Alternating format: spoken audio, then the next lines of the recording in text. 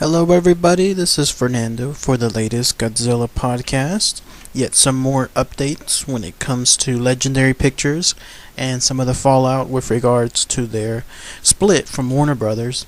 You can see one of my other recent videos or podcasts, more information on this, on how Legendary Pictures is essentially now with Universal's, and by all means I highly recommend you watch that podcast to again take a good look on what's going to happen between them and Universal. But in any case, with regards to Legendary Pictures and Warner Brothers, sure enough, the fallout is that some movies that Legendary Pictures has produced and is currently producing, some are going to stay with Warner Brothers, others are going to move to Universal Studios.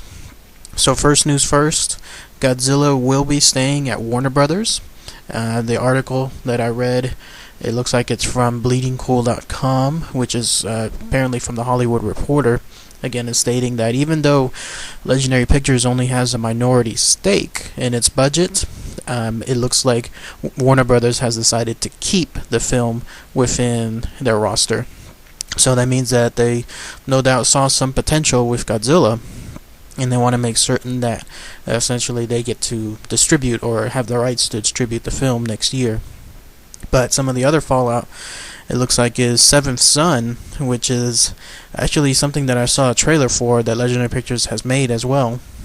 They're not going to be now with Universal Pictures Universal Studios instead of actually Warner Brothers. So again, some of the information that comes out on these things, it's interesting to see who's going to distribute what. Interestingly enough, Man of Steel, which was of course made by Legendary Pictures, who had done all of the previous Batman films, now Man of Steel is not going to be produced by Legendary Pictures, so it's going to stay at Warner Brothers, obviously, since Warner Brothers owns everything related to Superman, and Legendary Pictures will not have any kind of association with Man of Steel for the sequel. So good news, bad news there, I don't know. I mean, we'll have to see how that works, but at least with regards to Godzilla, it's going to stay at Warner Brothers. Now, this is good news overall because Warner Brothers is known, as I mentioned in one of my videos a while back, Warner Brothers is known for ensuring that whoever it's making its movies, whatever producer, whatever writers, whatever directors, they don't exactly tend to butt in and interfere with the production process.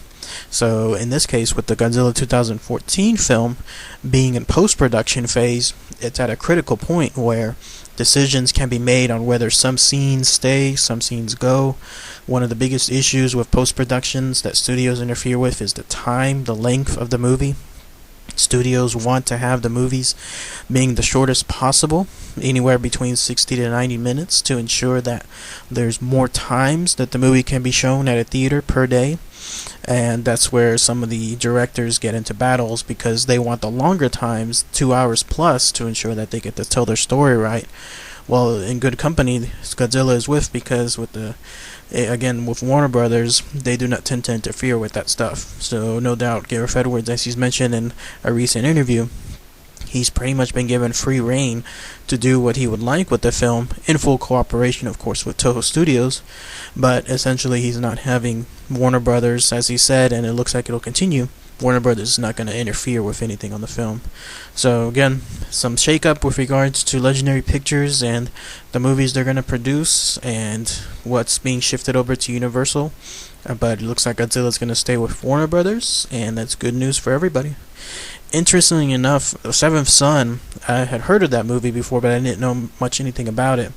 But I did see the trailer for it, since it's produced by Legendary Pictures, in front of Pacific Rim, that I saw the other week. And again, it got me.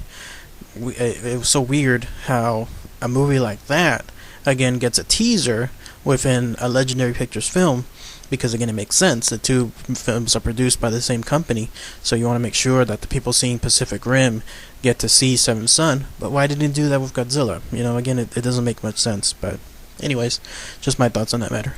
Thanks again, everybody. Take care.